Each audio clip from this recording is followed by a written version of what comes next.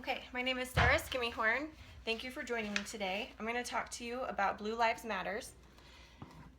Since the beginning of this year, there have been 15 gunfire deaths to officers in the United States alone. The pictures that you see here are the officers who have fallen by gunfire. Not only by gunfire, but also by vehicular assault. There was 2 others.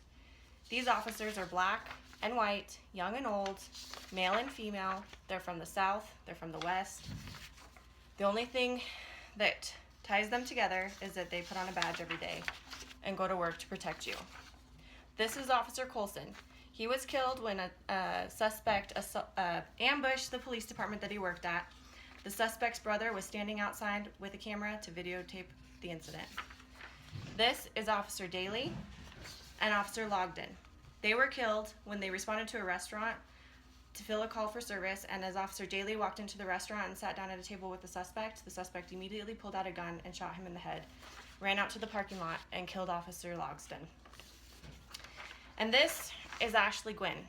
She was an officer for 1 day. She was 21 years old. She responded to a call for domestic violence, and she was killed.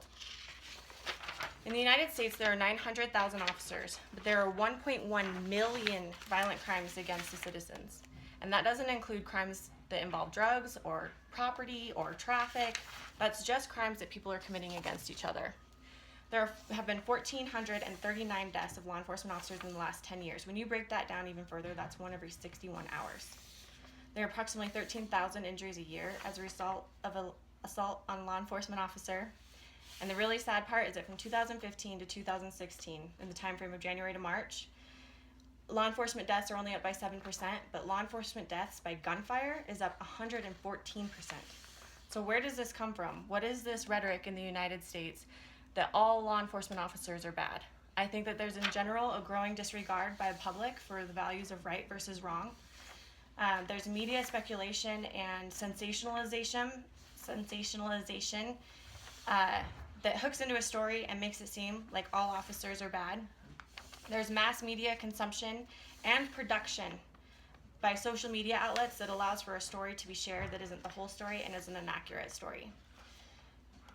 It's not fair to assume that all cops are bad unless we assume that all doctors are bad.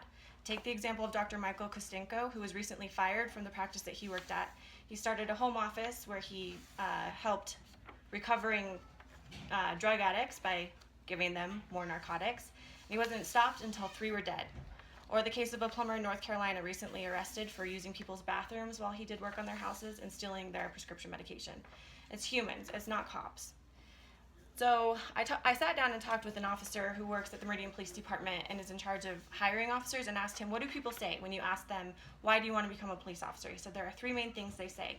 I want to do good in my community, I want to help other people, or they have a family member or close friend who's been an officer and they feel a deep respect and reverence for the profession. What does it even take to become a cop? It takes a lot to become a cop. You can't have very much criminal history in your past. You can't have any drug history in your past. You have to go through a polygraph examination, a psych examination, and then you have to go through weeks to months of field training before you're even certified to go out in the field and be an officer. And that's just what they go through to become an officer. Once they're an officer, day to day, most days they spend their time doing traffic stops and citizen complaints. But many days there are gruesome traffic accidents, domestic violence cycles, and seeing kid after kid fall victim to drugs. Some days there are dead babies. Some days there are teens who have hung themselves due to bullying. Some days there are children caught in the crossfire of gang violence. And some days it probably seems to an officer that there is no way to change the madness of the world. And it would be pretty frustrating to come home from that and then to see on Facebook people crying out how much they hate police and that the only good cop is a dead cop, or to see the Reverend Al Sharpton on TV promoting anti-police violence. So what can we do about it? It really is a behavioral change that needs to happen, and it's as simple as waving to an officer when you pass them. If you engage with an officer, be kind, tell them you appreciate their service. You can get involved in organizations. Most police departments have sub-organizations that raise money for officers who have been shot or killed in the line of duty. The 2 best things you can do is to remember respect and remember. Remember the sacrifices made by the officers living and the officers that have been killed, and respect the jobs that they do. In closing, I would like to honor Trooper DeMeyer, who was the last officer killed in the line of duty 2 days ago. He had been with the Virginia State Police Department for 17 months. He was a veteran of the United States Marine Corps, and I can't imagine the pain and suffering that his wife and 2 children are going through today. Thank you.